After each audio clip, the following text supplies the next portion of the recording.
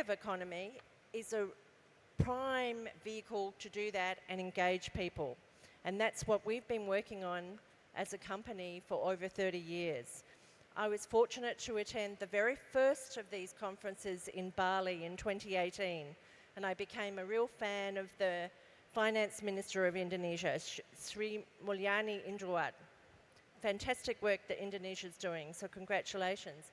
But I'd really like to respond to the question from my sort of experience over 30 years, and I won't speak long, I'll touch on, but we're a strategic advisory practice, and we've worked with thousands of economic agencies and cultural agencies and creative enterprises.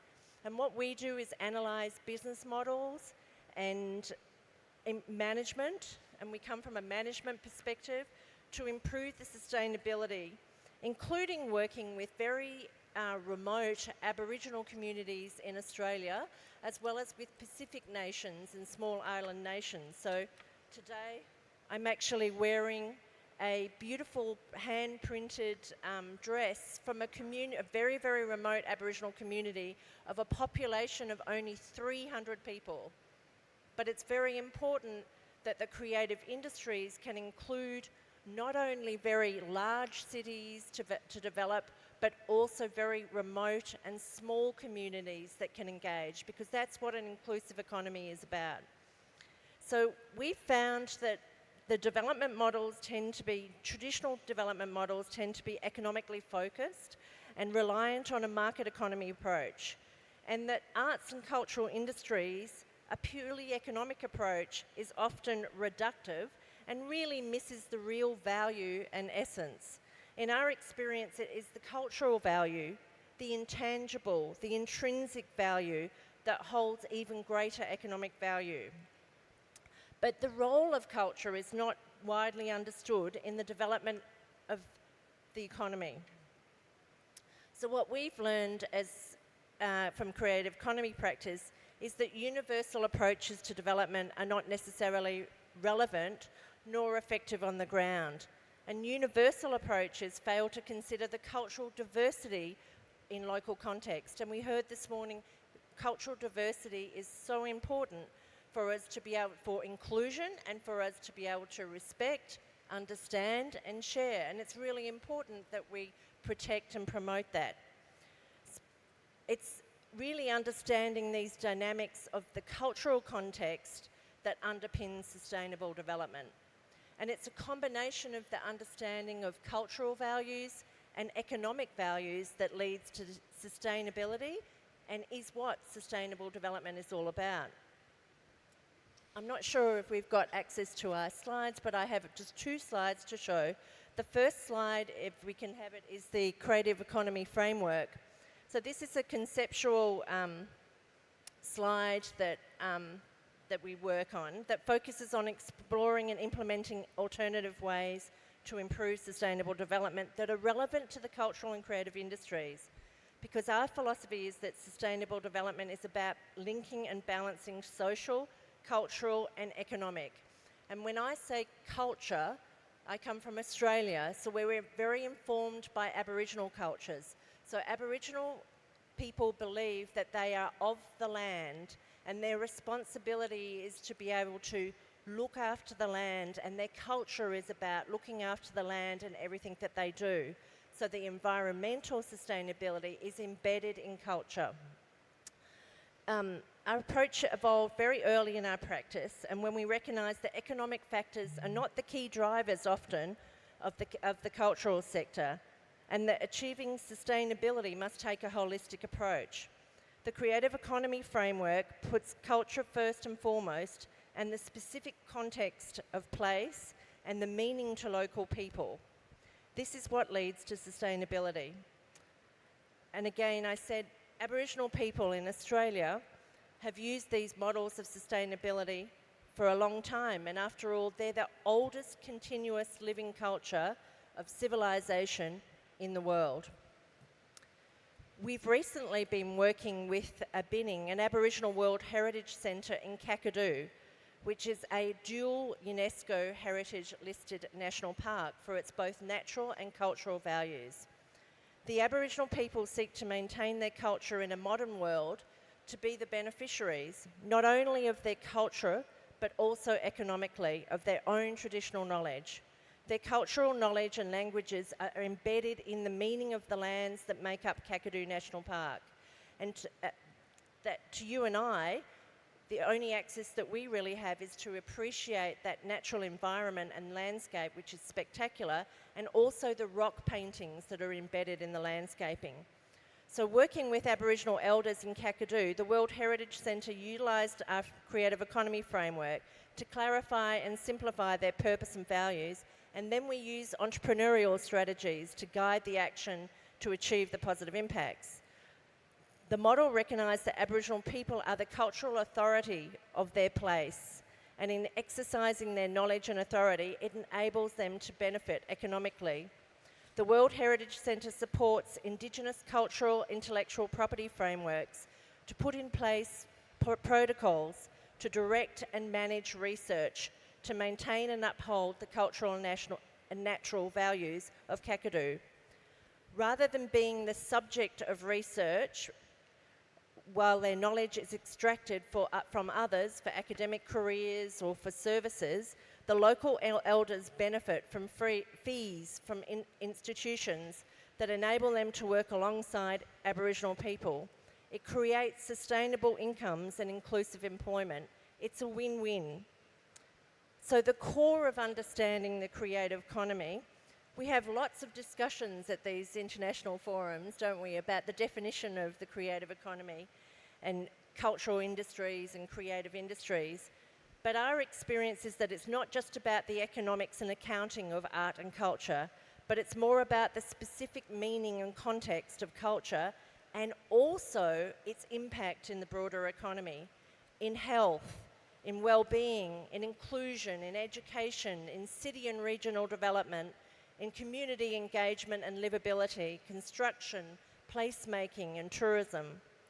So to describe the relationship of these terms and creative sectors, there was a very famous international cultural economist, David Throsby, developed a concentric circles model that had creative arts at the centre. And during one of our assignments undertaking an analysis of cultural industries, we found that the Throsby model had little application and relevance to small Pacific nations, which were largely absent of Western art systems and infrastructure, yet rich in culture, languages, traditional knowledge, and cultural practices.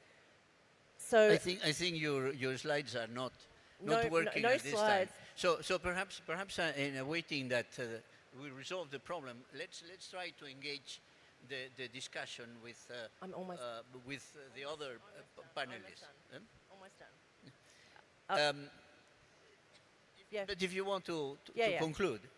Yes. So I don't think we have the slides, but we have this. Have a look up the creative economy concentric circles model, because it's a diagram that's very useful for what to understand the creative economy. And it's a circular, it has culture at the centre, not creative arts. And then cultural expression, cultural industries, creative industries, and then the whole. And the real framework is the creative economy is all of the circles. It's where the creative industries and culture engage with the wider economy. So just to conclude, you need a combination of understanding both cultural values and economic values to create sustainability. It is the connection of realising the intrinsic value of culture and its connection in the broader economy that is a creative economy. And creative economy enables a more inclusive, diverse and innovative economy and is a transformative force in sustainable development. Perhaps we'll be able to share the models after the session. Good. Thank you very much.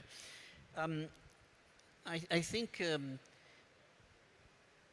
we should still stay a bit in the realm of culture to go afterwards to the realm of science and ask Dilfuza about her views. But let me go first to Jérôme Frimont.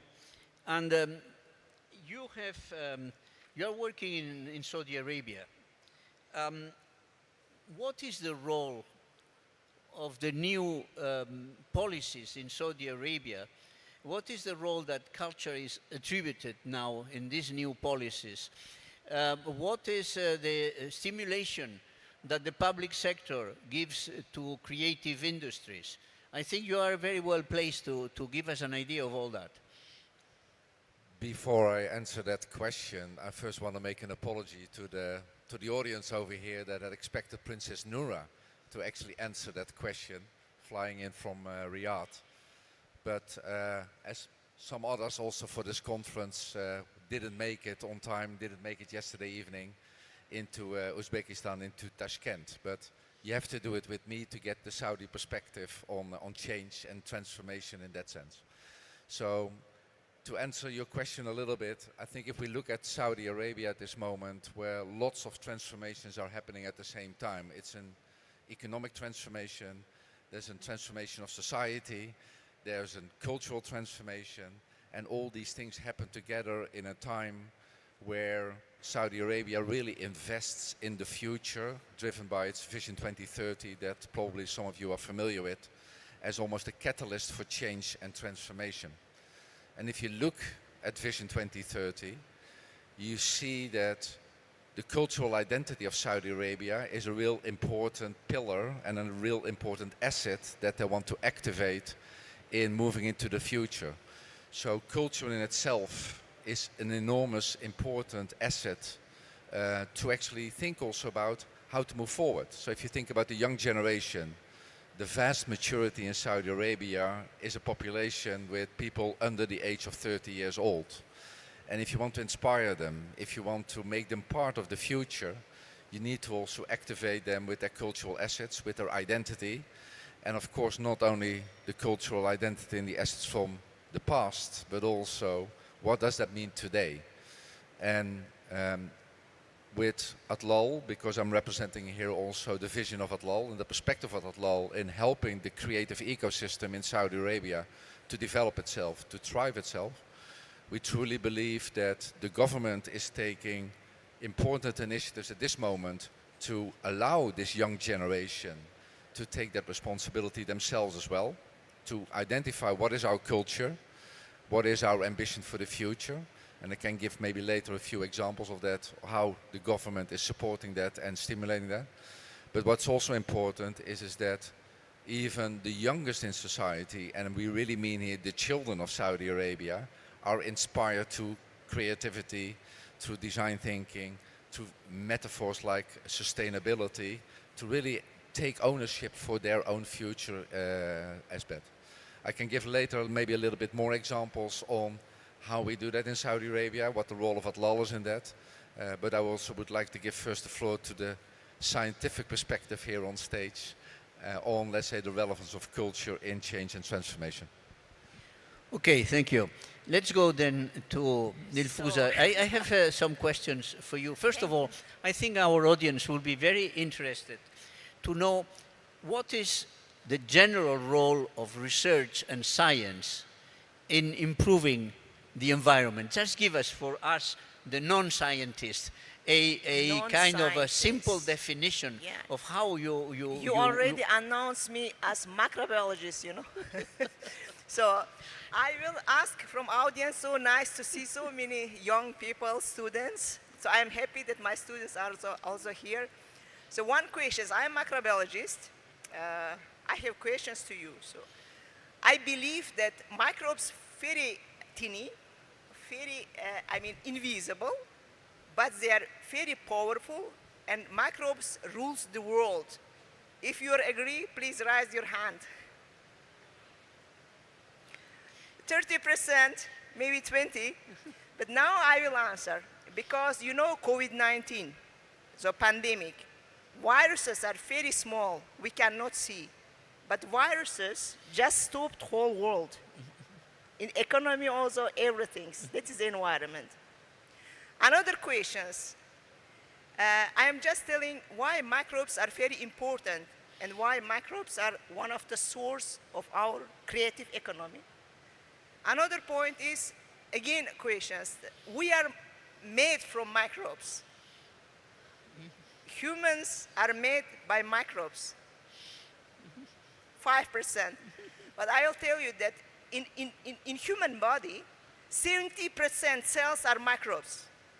Viruses, fungi, bacteria, only 30% human cells. It means microbes rules the human body also. So now, again, going to climate change. Now I will not ask questions, but climate change because of greenhouse gas emissions, right? Who is responsible for that? Microbes. Methane gas from microbes.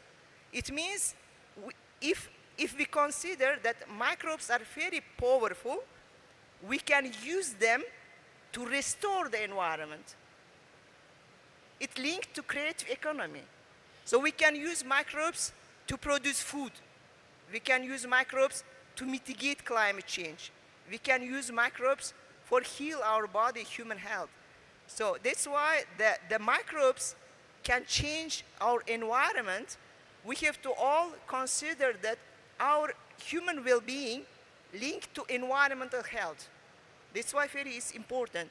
So we can manipulate microbes that they can, with creativity, with innovation, that we can rule them, that they can help us to mitigate climate change. But okay, you create microbes, and how you allow people to use microbes in agriculture is a practical way. You obtain very useful microbes in your lab, Yes. and now how you allow farmers, how you teach farmers to use those. If human body made from microbes, plants also, soil also. Soil health is microbes. If there is microbes, soil healthy. If soil healthy, plants grow well. If plant has good microbes, these microbes can stimulate plant growth. If plant growth is stimulated, then we can get more yield, crops, food. So food is healthy. That's why it's very important. Again, we use microbes, we manipulate them, we can grow them, we can apply to the soil. Then soil became fertile, plant is growing well, and we can get more food from the soil. That is environmental sustainability. That we avoid agrochemicals, we can begin to use microbes. But you can have a simple farmer with not chemical or biological Yes. knowledge to apply the treatment to the soil himself or herself? Exactly. We are developing microbial fertilizers in some tons. We are saying to farmers, hey, do you want a fertile soil? Yes. This is the microbes. Just you can use for hectares these microbes. Then your soil is very fertile. It's Fascinating. biofertilizers. Fascinating. But your country, like most countries in the world, is suffering from several aggressions. But on top is climate change. Yes. Particularly in your country, there have been incredible phenomena like in the lost on large surfaces of water, etc. How your work is integrated in all this process? How you can also provide perhaps solutions or beginning of solutions to climate change applied in this case to agriculture? It's not only agriculture, environment. For example, RLC disaster. Okay. We cannot restore RLC basin without research, without science. So we have to create, we have to develop biotechnology. So we have to avoid from chemicals. How we can do that? Microbes are very powerful. If we study, they can increase plant stress tolerance. Plants can grow in very dry and salt-affected soil, like in desert. So we are manipulating. Another point is microbes, if we are applying as biofertilizers, of course they can sequester carbon. So they're holding carbon in the soil. So they can help to mitigate climate change. So it's very good farmers can use biofertilizers, and first, they can increase their yield. Second, they can increase the degraded land. Third, they can contribute to climate change. They're mitigating climate change. In this point, this biological technology is one of the main tools to restore environment, and then to maintain food security. I would like, if you allow me, and this is a question for any of you, because it's been touched also in the previous panel, how the new generations could be engaged in this positive process to deal with a responsible management of the environment in your respective fields.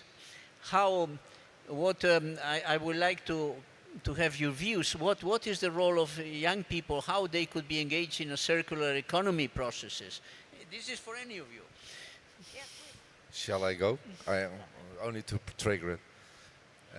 Let me talk out of experience what we're doing within the Kingdom of Saudi Arabia, and not just the ministries, but you see it in schools, you see it in academia, you see it even in industry, that children are the future, and if you don't invest in them now in terms of understanding what creativity means and how they can use their creativity to really own the future and the challenges that we have as society or even as a world population, then there is no hope in that sense. So in order to empower the children, and if I talk about children, I'm not only talking about those that are now in university and studying the different fields where they want to professionalize themselves in, but if we don't give the children the capacity, the younger children as well, to embrace that change, then hope is gone already. And for instance, what we would do with Atlal, for instance, in Riyadh and in Saudi Arabia, in the programs that we develop with the government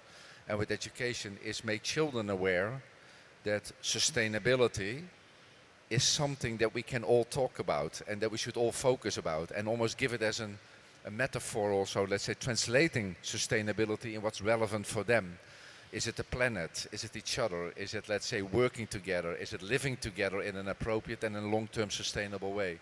So in the way we teach design and creativity from Atlal in Saudi Arabia, next to innovation and feasibility of the great ideas, a very important element that we bring alive is the dimension of sustainability in creative thinking. So think beyond today, think about how we can shape the future together.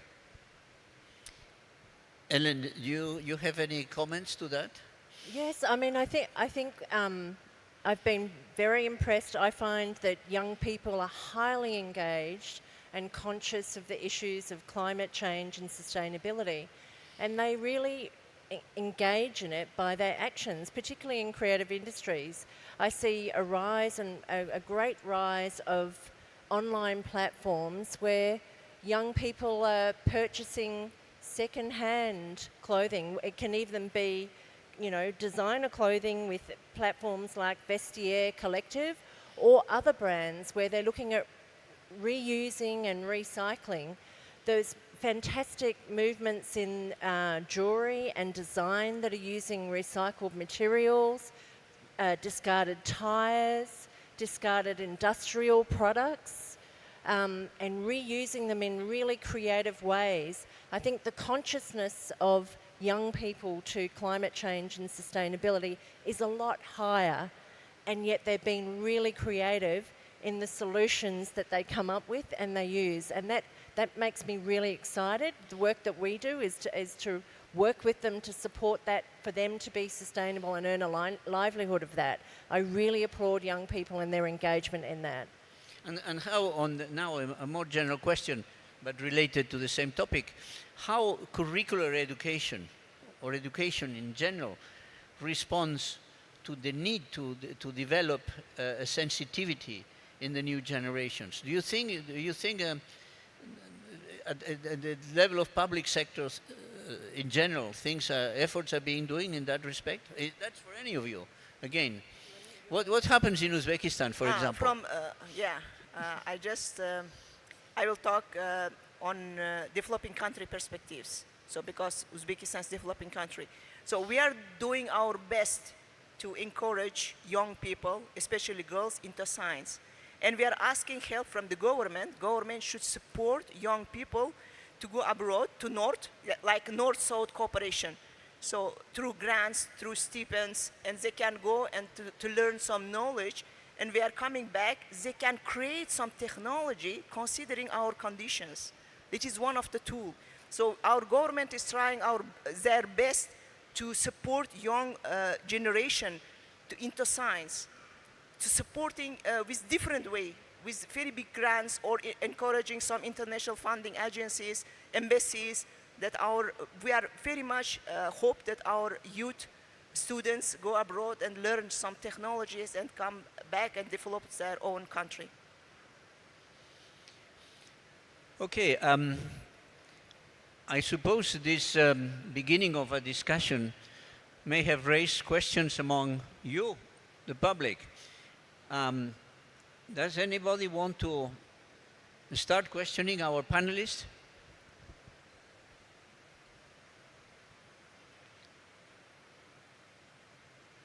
I don't see any hands raised. Perhaps you have not managed to hit enough the room?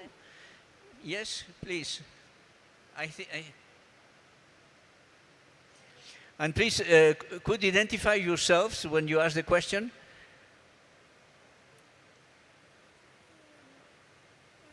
It is a gentleman there waiting for a microphone to arrive. Please identify yourself. Yeah, thank you very much. I'm Dr. Abdel Ghani Shabi from the International Agricultural University here in Tashkent. My question is about the government involvement. So how much support from your experience did you have in terms of creating new initiatives for the creative economy? It's about my career. I think it's addressed to you. Yes, about my career. 25 years I lived in Europe, in the United States. I did my career in science. So most of because I'm always telling to all the students, all my scientific activities funded by World Bank, Islamic Development Bank, German Academy Exchange, some international funding, UNESCO, and so many funding organizations. So that's why I am trying my best to discuss with our government to give some opportunity for young people here in Uzbekistan. They can also able to do career abroad, and then like we are doing, create some technology that's useful for our country. My career mainly supported by international organizations. Yeah, thank you. Well, I think we have, the authorities have left. We were in the session this morning, so we can speak even more frankly here. And I encourage you, all of you, to speak very frankly about the subject. Well, as I understand, the question is about what is the role of government in supporting the creative economy? Yeah? Well, it's very important that the policy settings are there. And we heard this morning from WIPO, having a very strong intellectual property regime where there can actually be an exchange of intellectual property and of cultural property regime as well as an intellectual property regime. Patents and trademarks is really important for brands. Having a whole business legislation that makes it business friendly to be able to operate businesses, small, micro, large businesses, trade and exit and finance within a country and exchange with other countries is really important role for government. And the other role is as enabling policy, but also creative people need time and space. So time and space is time to be educated. So there needs to be, I agree with my fellow speaker, you need time to be able to take professional courses in education. So from my family, we're 3 generations of having professional dance training. I veered off and did management, but I'm professionally trained in management. And that's what we practice, and continually learning, not only for young people, but for people to be able to continually learn and exchange and provide platforms to be able to do that, and to provide education and business and mentoring that's practical, that's not just theoretical, but that you can actually apply to your businesses. And the other thing about space is having physical space, an affordable space, especially for creative people who don't earn a lot of money in the early stages of their careers. So having space to affordable spaces to be able to work and exchange ideas is really important. And I really think that that is the role of government to support that as well. So time and space, and then really being proud and supporting creative industries and creative people and artisans. Artisans are really special people. Not everybody can create an artwork, a piece of jewellery. They're very skilled and talented professions. And it is a profession. It is a livelihood. It's not just a hobby. So it's very important that government and also other industries actually pay and invest and transact with creative people and pay them fair wages and prices, because it is a value for the creative. It's a very special talent. It's very unique. More questions? I see a lot of young people in the room. Please.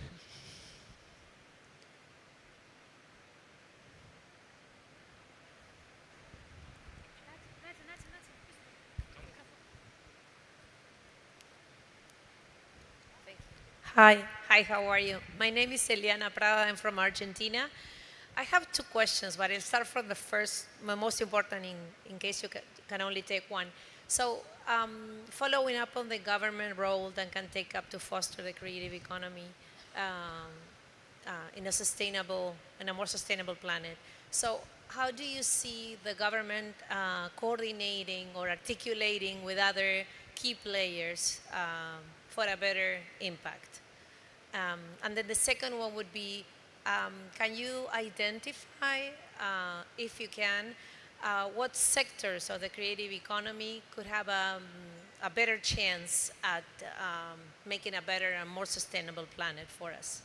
Thank you. Do you have any volunteers to answer? This is a very deep question. I think if you talk about different sectors that contributed, I'm personally of the opinion that the creative economy is not earmarked as it's in design or it's in digital or it is in media.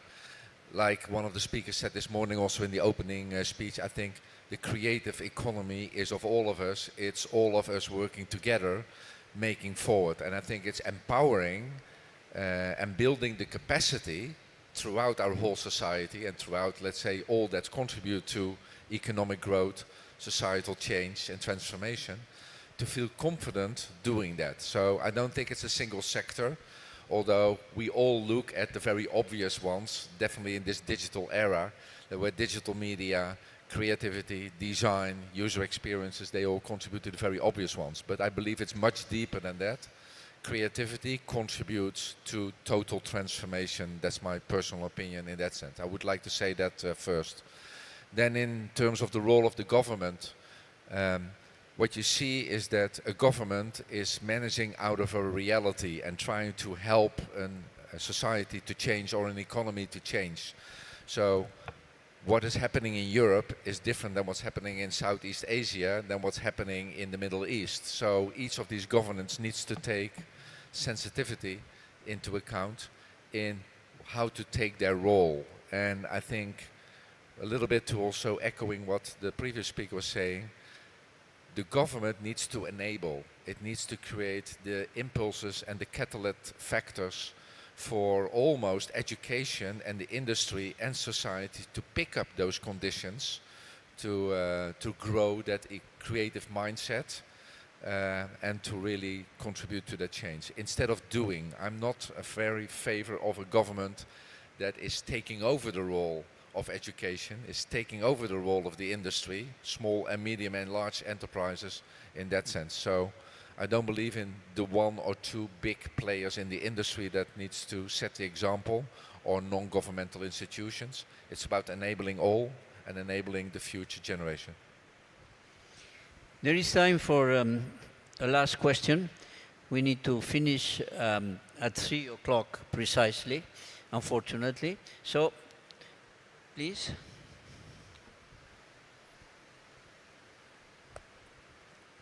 Hello, good afternoon. I'm Rasulva Mokhenur. I'm a student of Asia International University. My question is about economy performance point. We know in our environment this is a problem. A big problem is pollution, all kind of them. Being a creative young generation, how we can support solve these problems? Did you understand the question? No.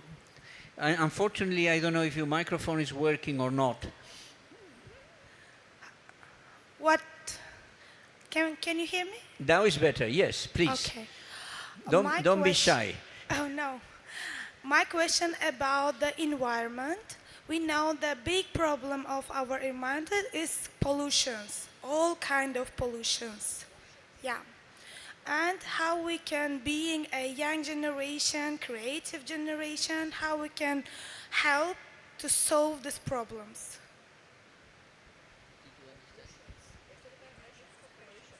If I understand your question correctly, and I'll try to speak out loud so that you can pick it up, is how a problem like pollution, as you experienced, Yes. how to solve the problem of pollution together. How can you contribute to that? Yes. I think she means pollution in general. My invitation to anybody actually is to welcome co-creation. In a creative economy, I think co-creation and a more, let's say, collaborative approach to understanding the problem in terms of detailing the options that you have, prototyping those, I think are important elements. And of course, this is the basic principle of design thinking that I'm reasoning over here. But the most important thing is active participation. Just don't only rely on the specialists, on the academic institutes, on the industry. I think it's important that the young generation, as you are representing that as well, is owning the problems, not that they've created, because you've not created the problem of pollution, but you can play an active role in solving it, but also really directing it in a direction that is important to you, that you believe is solving the problem for your future. And that makes it sustainable. So active involvement, raising your voice, wanting to be at the table with the experts, that can actually move forward. But that would be my recommendation to the young generation in front of me. Yeah, I will add some. Because if you are asking about pollution, so we made this pollution. So we are responsible. Now you are asking us why everything is polluted. No, I want. No, I didn't finish yet. But after 30 years, if you change, because we are learning from our mistake. After 30 years, some young generation will ask you also why everywhere is polluted. That's why we have to change our behavior, lifestyle, for example. We have to care about waste. We have to care about our environment. We have to care about trees. We have to care everything. Then after 20, 30 years, there will be no such pollution like as today. If you add something, Helen? One more? Yeah, I think I can answer the previous question and your question in one. I'll try and do that. Yes. I think one of the ways that creative industries are used quite often is to put in places where communities or buildings or areas are run down, and creative people tend to find these places. They're very resourceful, creative people, and they take over, and then what happens is that there's quite a lot of urban renewal and they move out. So, and new is built, and redevelopment is built in those spaces. And I think we had a good example today about the fire station. But we did the first creative industries strategy in Australia in 2001. And in the city, there was a great pressure to knock down old buildings, knock down precincts, to build new high-rise apartments. And part of the strategy was identifying what's really special to the place of Brisbane, where it was in Queensland. And it had a very, very strong music industry that was very close to the city, that young people of all generations had moved to. So we put in, actually linked to 3 questions that we've had. A rule, a development policy that you could not complain about noise, so that we created the space for music to retain.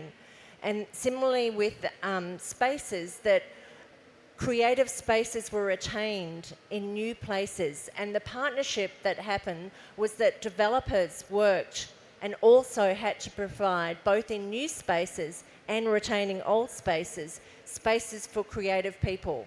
So that the reuse and the resourcing and really thinking about how we consciously develop and develop in a sustainable way is really, really important. And that's a role for government, it's a role for developers and partners in the corporate sector, and it's also a role for creatives and us as people to be really conscious in our consumption and the way that we develop and consume.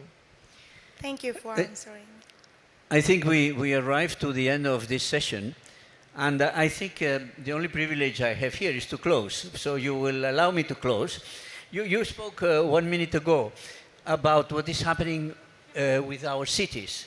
And this is a point we haven't touched, and I think I will leave it for the other panels that will follow us, is what is the role of urban planning in responding to our social needs and the social aspirations. Fundamental point. We today, because of your presence here, it's been very useful to talk about science, but we should have talked about how creative design, fashion, all our formal environment should also contribute to create this new quality of life, which is one of the aspirations of society.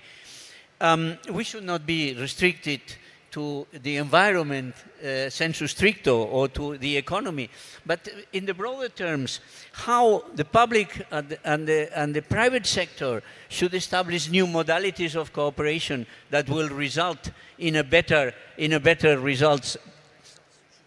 Yep. Okay. And as I see, my performance is finished now, and I'm going to pass you the microphone and leave you to conclude. Thank you. Thank you very much for being here. Thank you to all of the speakers here, and thank you for having us.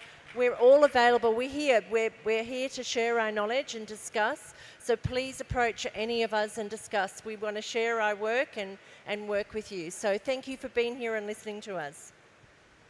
Thank you very much. Thank you very much for joining our session. So I hope it was useful for you, our discussions, our advices. It's because it's ending session. Thank you very much again for joining us. Thank you. Thank you for being here, and let's make sure that we all bring the future generation alive now and not in the future only. So invest in your creativity, take responsibility, and let's create a better world. Thank you all speakers, and let's continue. Hurmatli xonimlar va janoblar, aynadam sizlar uchun o'z ma'ruzasi bilan IT Park O'zbekiston direktori Farhod Ibragimov sahna markaziga taklif etiladi. Ma'ruza mavzusi ijodkorlik texnologiya bilan uchrashganda. Ladies and gentlemen, please welcome to the stage keynote by Farhod Ibragimov, CEO of IT Park Uzbekistan. When creativity meets technology.